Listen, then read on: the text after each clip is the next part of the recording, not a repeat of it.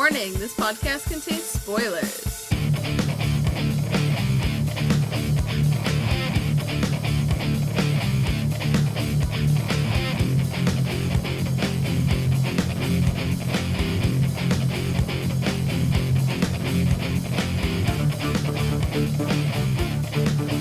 Hello everyone, and welcome to the Seen on TV podcast for Legion. Did they say Marvel's Legion? No, it's association with Marvel. Right. No, okay. It's association with Marvel TV. I was about to say Marvel's Legion, which would have been wrong. Legion based on Marvel property Legion. Yes. FX. FX presents Legion. I'm your host, Cleo, and with me I have Jacob. Hi. Oh, I missed this show. I forgot how much this show just brings me joy on the simple fact that this show is something you can't compare to anything else. You see some shows and you're like, oh, this reminds me of this, like I'm watching, you watch like Buffy and you're like, oh, this reminds me of so-and-so, this reminds me of Firefly, you're watching Doctor Who, whatever else, and you say, I'm watching Legion, this doesn't remind me of shit because it's shit. And I think that works to the show's benefit because they have a very loyal fan base and people who are just like, who watch the show because they're just so interested in what the fuck this thing is. Yeah.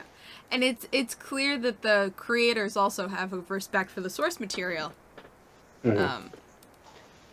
And they care about these characters, which is nice. So, yeah, I mean, that's great, isn't it? That's great for an X-Men type thing to actually care and give a shit about characters. Isn't that nice?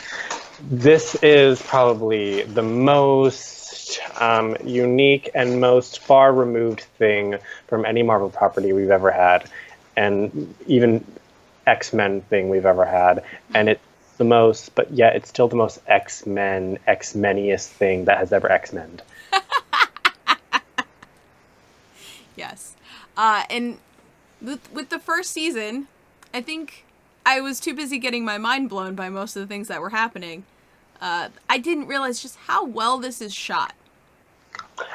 This beautiful. show, it's very beautiful in the way it's shot and the way it's acted, and just there's so many techniques that they do, and they do some old school techniques as well, and they do so many practical things, and I love it, and it's amazing, and they take homages from from fucking musical movies to like 70s exploitation films, and It's amazing. Like if you're a film student, watch this series. Oh, for sure.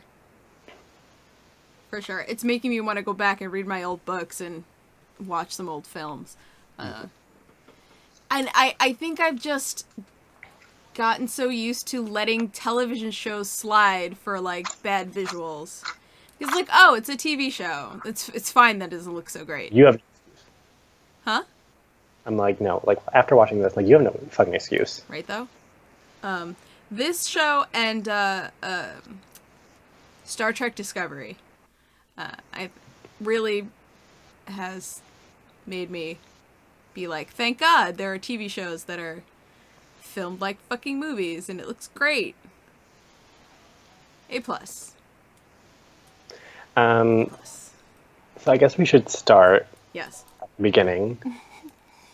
Because there's really no other way to do the show other than to do it in chronological order. Yeah, just kind of like even break that, it down. and use the word chronological order. We use that very loosely. I mean, yeah, because I sat down to watch I wanted to rewatch the first season, didn't have time, so I sat down to watch the first episode of the second season. I was like, you know what? I remember what happened. I'll be fine. The first episode started, and immediately I was like, "Oh no, I'm not. What's going on?" Well, I felt the same when I did go back and watch all the episodes. I'm like, nope, that doesn't help.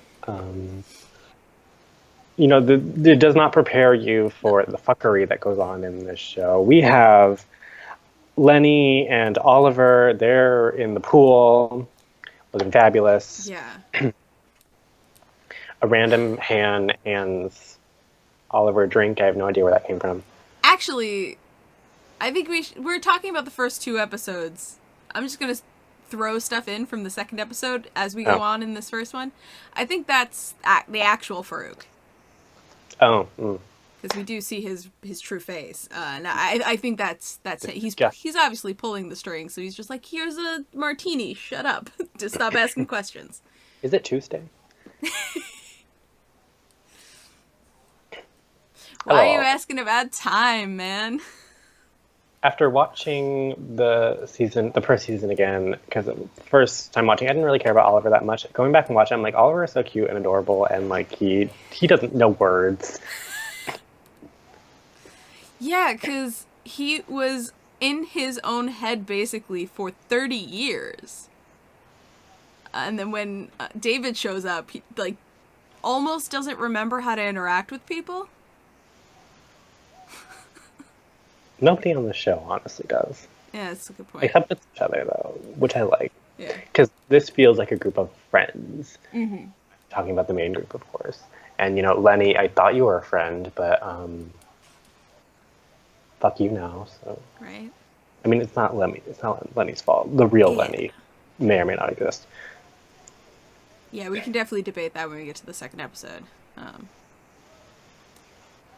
But yeah, no, they just start off and, I had forgotten that David got sucked into this orb thingy and like a year has passed and he claims he doesn't remember anything. I mean, that's how the first season started. Yeah. Minus the orb. And Future, Future, what's her name? Oh my god, how did I forget her name? Girlfriend. Sydney. Sydney, thank you. Future Sid. Which that was a trip. Because now with all the crazy stuff, mind fuckery and things, we're dealing with time travel. Literal mind fucks that we had last Yeah. season, White Room. And But it's not. It doesn't seem like physical time travel. It seems like mental time travel. I like that. Yeah. That's interesting. That's a time travel thing that has not. If it has been explored, I haven't seen it. Time travel is very hard to do. So the fact that you're even introducing this new kind of concept, it's like, okay, what the fuck what are you gonna do, Legion? What are you gonna do? I know you can do it. I'm just wondering what it is. Yeah. Because some shows can do time travel and they don't do it well. Yeah. Yeah, it's definitely something to be cautious about. I mean, I think I forgot which one of my professors said this, but they said when talking about like storytelling and like talking about like time travel stories, they said there is no perfect time travel story because it doesn't matter how you write time travel, it's still never going to make complete sense. I somehow think Legion can make the perfect time travel story. Mostly because a lot of things don't make sense in the show, so it's fine. It's in keeping with everything else.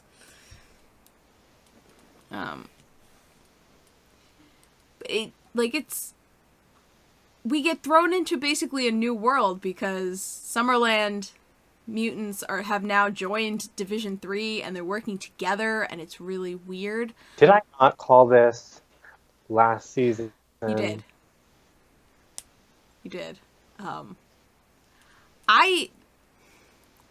This first episode, I didn't think any of it was real. Well, why would you? Because the building doesn't make any sense. Who builds a building like that? Who? Artsy people. It goes beyond that too, because sure, I can there's a very geometric pattern about the building itself that I can understand. But then we go into the hallways that are literally snaking corridors, and then we go into the rooms and there's like the like lunchroom. There's a belt going through it's just such a weird freaking lunchroom. I want to visit these sets. This show seems like it's so much fun to act in because there's so many things to play with. Yeah. And, in river boat tables with waffles or whatever else. And that was honestly the moment where I was like, this cannot be real. When he's in the lunchroom with the agent, what's his name? Bennett? And Hold on. I meant to make a list of the names so that I wouldn't forget, but I didn't do that. So I didn't bother. Not with this show.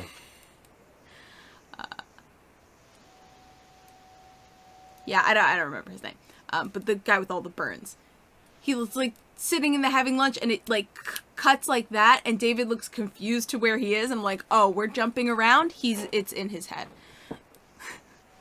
The second episode does a better job of like showing people walking into rooms and like giving you a sense of space.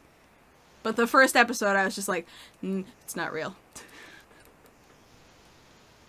Well, also what I like about this show is that they do a good job of putting into perspective people's minds, and they let you know what it feels like by showing you.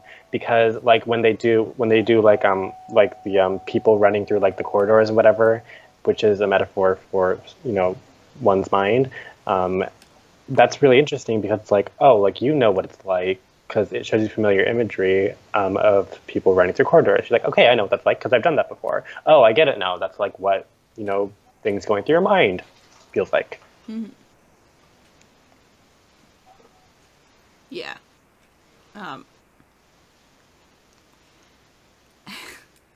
And it's funny because there's a dance battle in this first episode. See, we had to have one because you need to in this show. And you know what? I'm not mad about it, but I will say we've never seen David dance, and when we do, I don't like it because it looks kind of strange. I don't know why that is, but I'm like, this is making me uncomfortable. It might have been because he had backup dancers. So like it's this actor acting with actual dancers. He's that happens sometimes because the backup dancers are professional dancers, but then the actor's probably not a professional dancer. I think I just pictured David as one of those people who's like, oh, I don't dance. I'm never going to dance. Yeah. And actually, it was brought to my attention that in the comics, when there's a mental altercation, it's shown through physical fighting. And that it seems to be a way they're doing it is it's not always going to be a physical fight. It seems like it's sometimes going to be a dance battle. Well, all the fights in season 1, all except, for the first episode with the whole blowy up thing. Yeah. All fights were in David's head. Yeah. Yeah, because he's fighting another psychic who was actually physically in his own mind. So. Butter King. Butter King, yes. Lenny the Butter King. Get a little more information on Division 3. We do. And that there are other divisions. Yes. They actually break it down, too, which I didn't expect them to do so soon. But now I've forgotten what, 1 and 2 does. Okay, I remember this. Okay, cool. Go. Okay, so Division 1 is global. They're like the higher-ups, giving people orders. Then Division 2, that's the science division. Yeah. That's kind of what Carrie's working with. Yeah. And Division 3, they're, like the special ops, and, they do all the dirty work and whatever else. Yeah, they go out to the field, they have all the guns, and all that stuff. And there's also subdivisions of Division 3. Mm-hmm. Yeah, because we explored that a little last season with the two divisions who were kind of fighting, against each other. Because I think one of the divisions got everyone died. Was that a different division? I think it was a subdivision because then they merged their teams, and that's what the Burn guy is leading now. I think.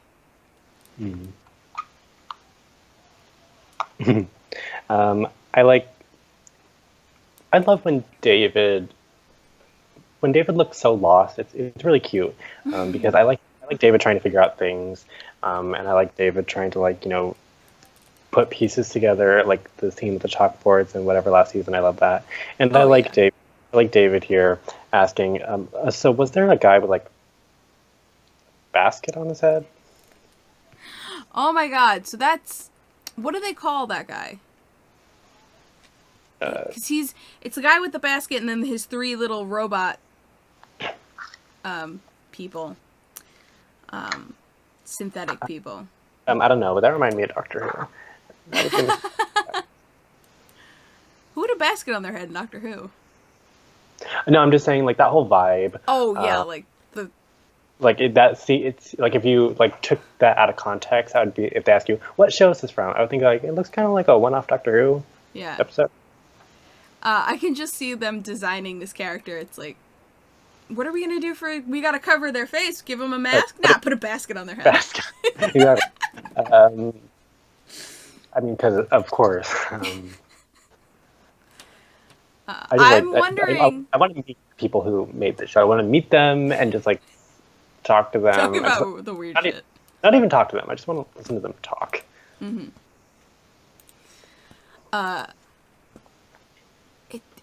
Yeah, I love the robots with their mustaches and weird like magnifying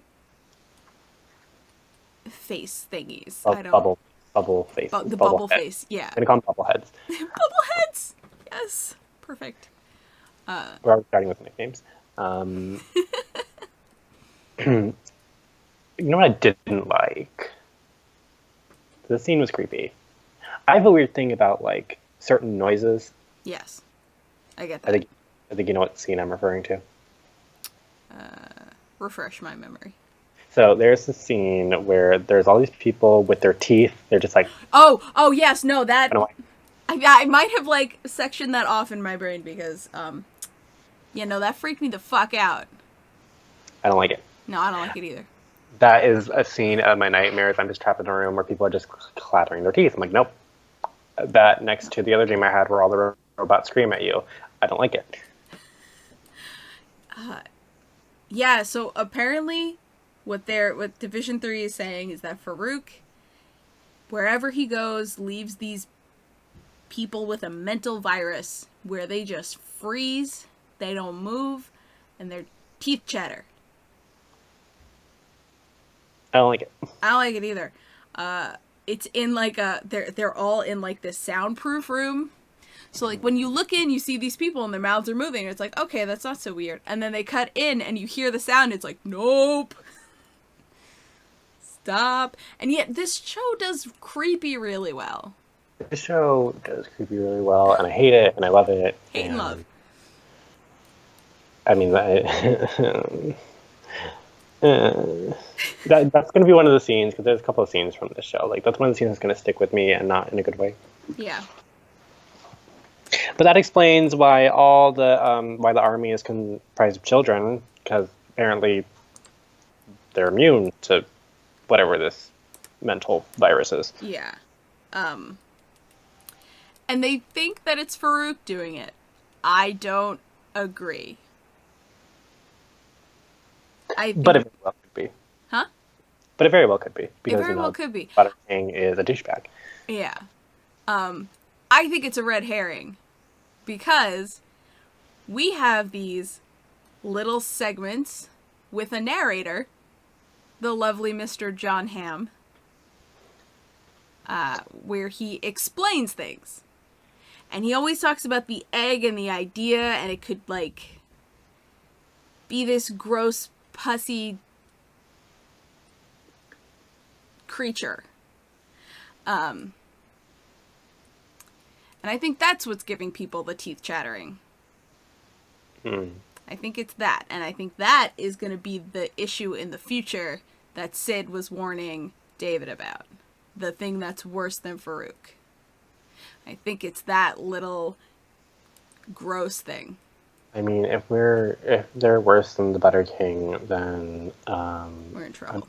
I think I'm gonna need a barf bag because I cannot handle it. Yeah. So we're gonna have to Can we talk about David and Sydney because they're adorable and Of I love course. them. They're breaking my heart. Um, Yes. Sydney with a little magic wand and doing the Disney Channel logo, whatever that they Yes, used to. that was future Sid doing that, right? I think it was. Yeah. I'm pretty sure it was.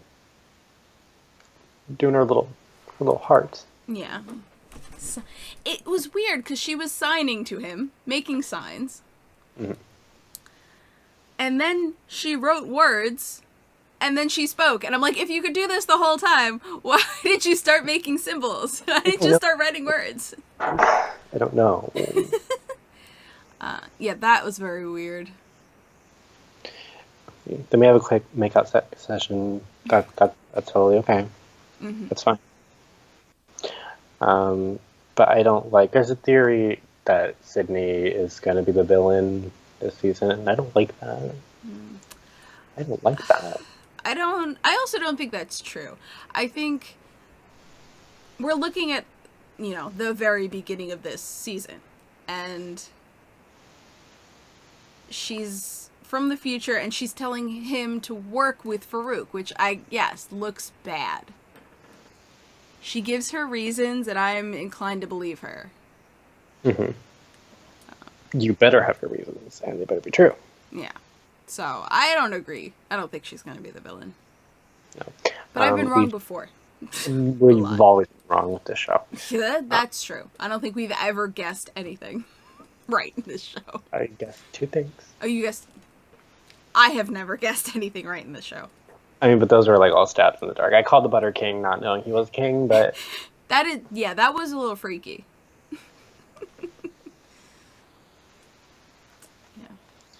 Yeah.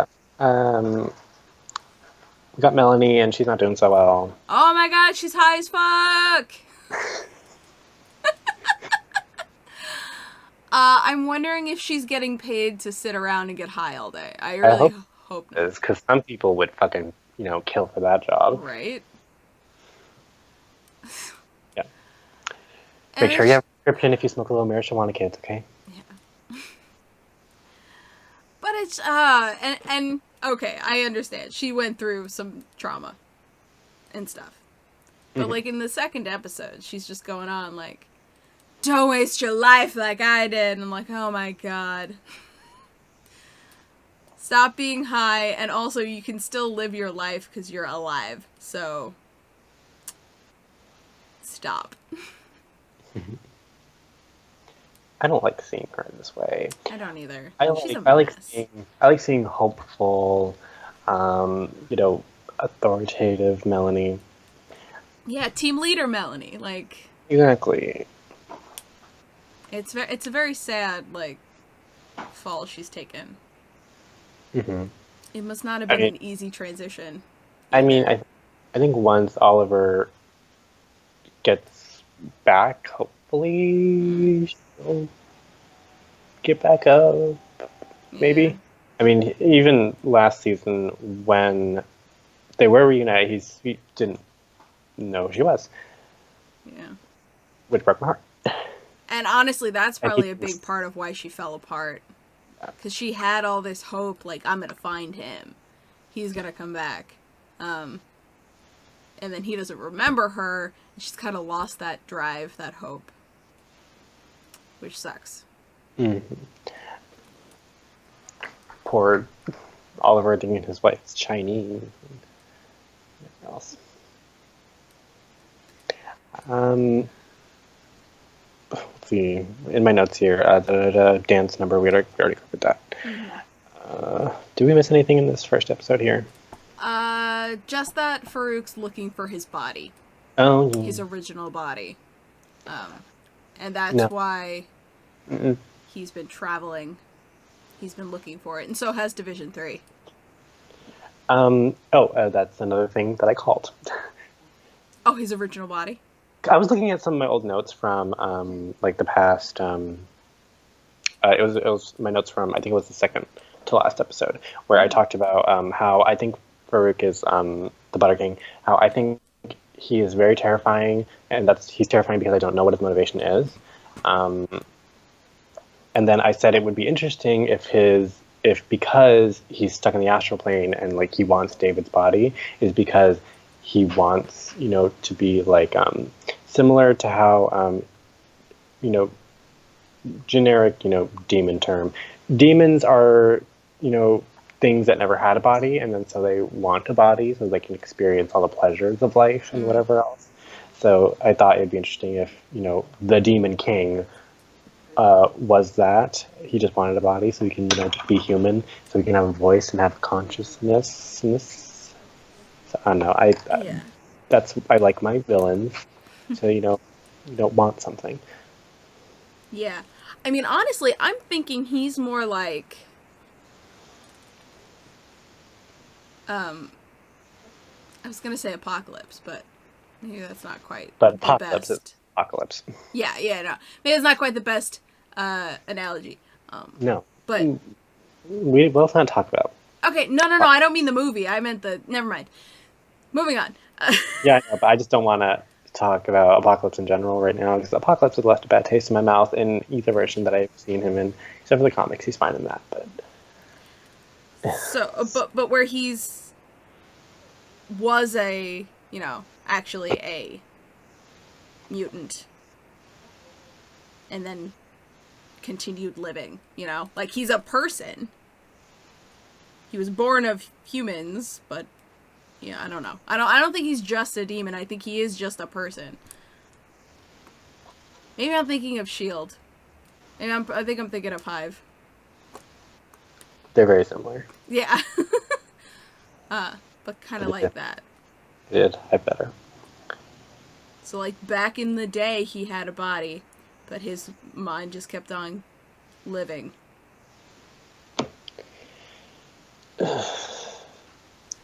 I knows? would see. I would like to see the Butter King going to multiple bodies because we saw his other bodies back in season 1, and so like I want to see like him just like hopping to different people. Body hopping. Yeah, Oh. all Jason Lives or whatever that horrible Friday the 13th sequel was. I don't know. I didn't see it. You don't. You're doing yourself.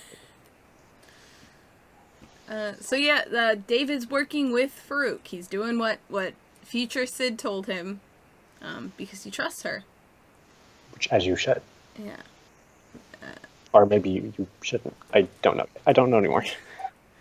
But after Farouk breaks in and kills people, Not the children. not the children, no. The show will not do that. Will we cross the line? Yeah. I kill children. Let's not do that. What was I gonna say? Where's Amy? Amy? Amy, Amy? David's sister. Oh, she's hopefully at home with her husband. Like, chilling. Because she deserves it. She had a fucking ordeal. She does. She needs to go deserve home it. and hang out. Yes, she does. But I'm just concerned because like I didn't know what happened to her. I love me some Amy. Amy's precious, and she wasn't in the finale for last season, so I was worried. Like, what happened to Amy? So I hope she's okay. I mean, David brings up Amy when he's talking to Sid, so I'm assuming she's fine. I hope so. Can't lose any more family members. Yeah, no. Or people in general. A lot of people dying in this show. Yeah. But yeah, after... Random people who nobody we Sorry, I had a bit of lag there. What were you saying? I'm just saying, a lot of people die in this show, but it doesn't matter because it's nobody we actually know. So it's okay. Oh, yeah. Yeah. But after David sees the bodies of, the people Farouk killed, he starts to question, like, why am I helping this dude? So he makes Carrie, fix the chamber that he uses to amplify his brainwaves. Mm-hmm. And he goes to talk to her again. And she's missing an arm. Yes. Marvel with your people losing arms. There's an inordinate amount of people missing arms. Like, there's a lot. Can we count them, please? I'd rather not. It makes me sad. Bucky, Yo-Yo, Misty Misty. Yeah. That's 4, and we didn't even have to think very hard. I am sure there are more. Coulson? Oh, yeah, Coulson. Yeah, like, we keep forgetting about that because he's Nebula. got the prosthetic. Oh my god, Nebula's missing, like, most of her body, you're right. But then she lost her prosthetic arm Yes. in the first movie. She didn't have one for the longest time. In the second movie, it was weird.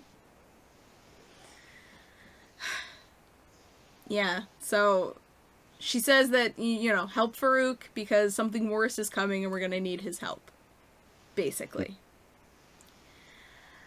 And I don't know if it's just me, but did that feel like he was cheating on present Sid with future Sid? Because he's like, can I see you again? And I'm like, but she said, oh, what are you doing? Why do you want to see future Sid? So, they're the same person, and I don't I know. think... I think Sydney would understand because she's going to be that woman later. Yeah. Well, Possibly. she specifies in my timeline, which means this might not be the same timeline. Okay. Especially if Still, he changes events. but it's still her. That's true. No, I know. It just felt a little weird to me. I'm like, you could just go home and see Sid. You can just go back to the present. Let's not complicate things by poking holes in the way to tell I know, story. I'm sorry. I just felt weird. Because, like, this show, we don't need to do that right now. Yeah, you're right. The Butter King is looking for a monk. Yes! Who I didn't realize we had seen in the first episode. I didn't remember that Yeah. either. And I do not blame myself for that, okay? It's just fucking... I blame the show. I blame the show for being so batshit crazy. I can't keep up sometimes, okay? Even after a couple of watches. Yeah, because the monk knows where the body is. Yes, and so I want to see this damn body. I want to see what it looks like. If it's creepy as fuck, then no, I don't want to see it anymore. Where's this body being kept? I don't know. And is it being preserved somewhere by some creepy-ass cult? Well, I mean, we don't know much about the order that the monk comes from. But he's the last surviving one. Mingo order? I don't know if that's a comic reference. I don't know either. But we don't really know anything about them, so we don't know if, like... Clearly they're hiding it from him. So... Maybe they're good? Maybe they're saving it? Maybe? I don't know. Maybe the body can't be killed, and the way... Maybe. And the way back in the day they stopped him was separating his mind from his body.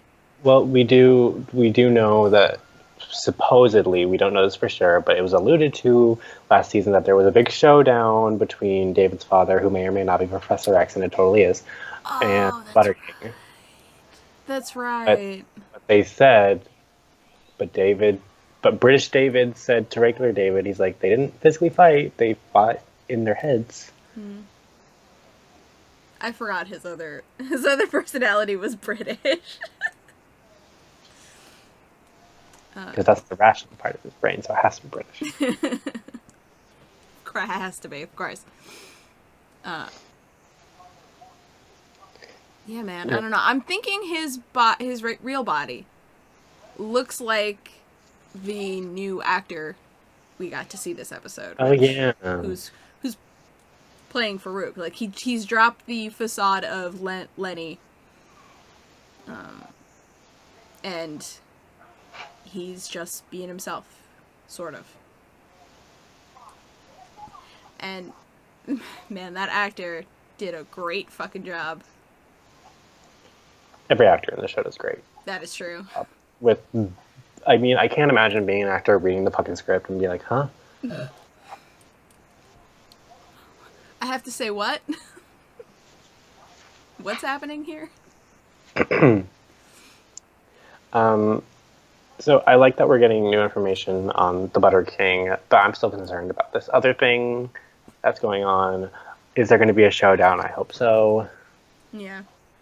I mean, they already had a preliminary showdown. The wrestling match turned, Dance competition. yeah. I mean, I like how it kept escalating, because it's like, they wrestled, then Farouk takes out a samurai sword, and then David turns into a tank.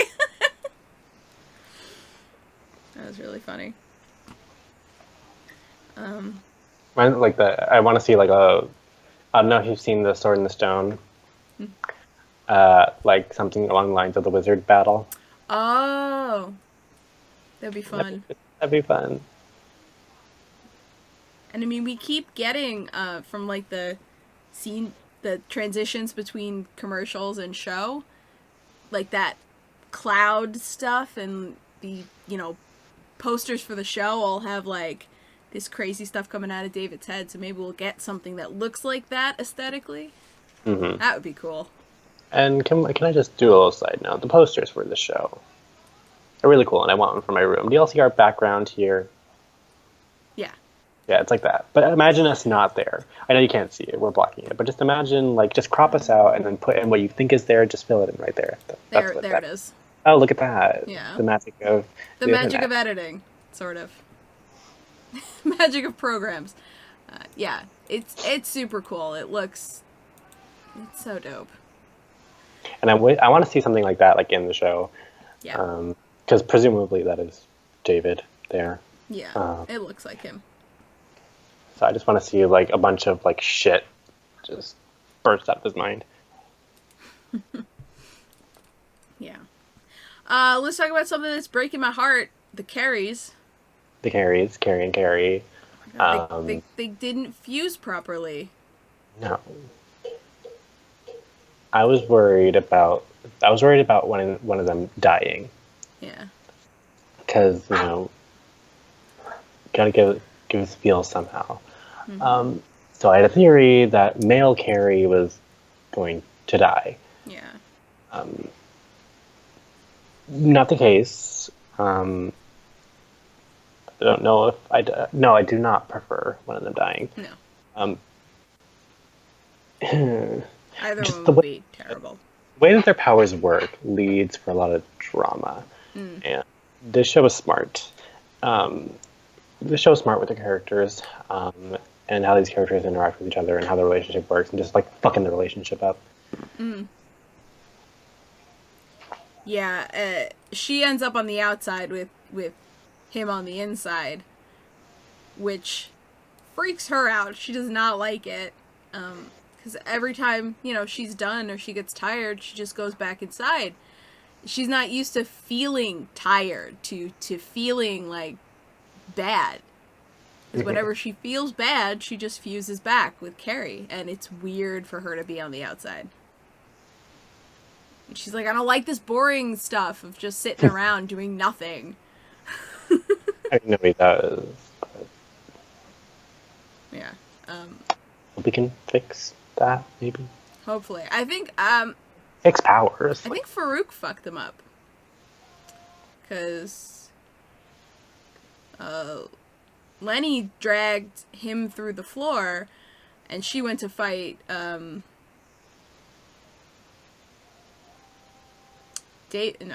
fucking David, Oliver, and he sort of, like, freezes her. So I think that somehow that messed up their synergy, and they gotta get their mojo back. You know what would be interesting? If, like, there's one episode of the show where they all switch powers. Oh, God. You know how some shows do, like, the body switching episode? Well, like, it's kind of like that. I mean, this show kind of did that with... I mean, that's Sid's power. I mean, yeah, but, like, which if they were she's been practicing on her cat, and it's adorable. Yeah. And... Sydney as a cat, I think it'd be adorable. It's so cute. But I want to see like a day in the life of Sydney's cat in Sydney's body. Oh my God, yes. just knocking over She bottles. was playing with the dead bird. That was so funny. And David couldn't talk to the cat. He's like, this is weird. Could you switch back? I can't talk to this cat.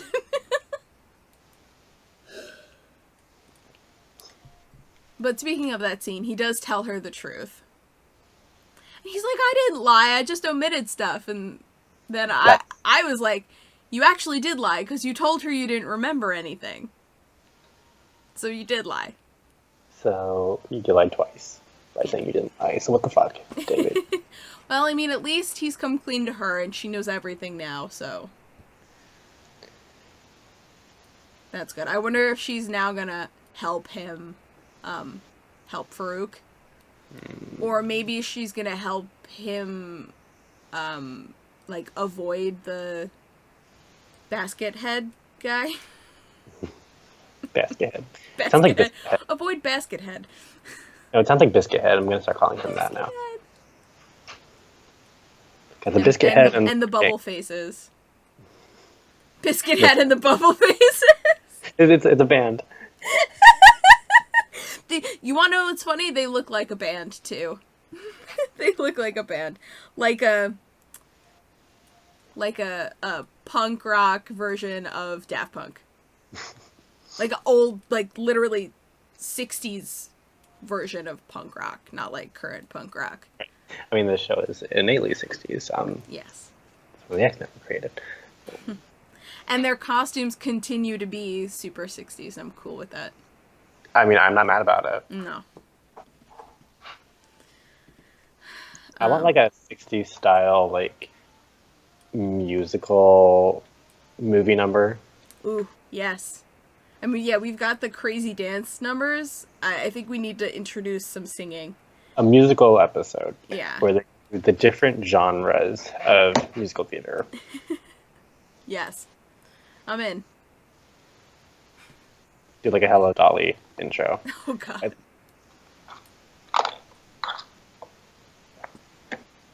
Did we miss anything? Did we miss anything? Just, actually that, I know we talked about the worst thing that's coming after Farouk, but I forgot that she said it was a plague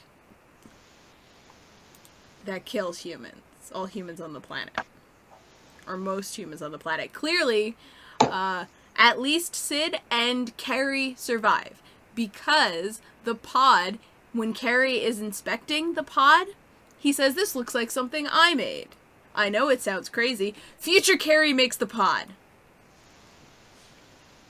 There, just gonna leave that there. I mean, that makes sense. Yeah. But then again, if something makes sense, the show will find a way to make it not make sense. To come back around to confusion. It turns out he made it in the past. No, he didn't make it in the past. Like, he made it in the sideways time, whatever, however the fuck that works. I'm sure there is a sideways time. But yeah, I am, of all the things I'm curious about, I am the most curious about this narrator and whether he has, you know, anything to do with the story. If he's an actual person or if it's just... It's an actual narrator. Or if it's just like a disembodied voice telling us about this weird chicken. Gross, slimy chicken. And it's funny because the narrator starts with the story about the egg.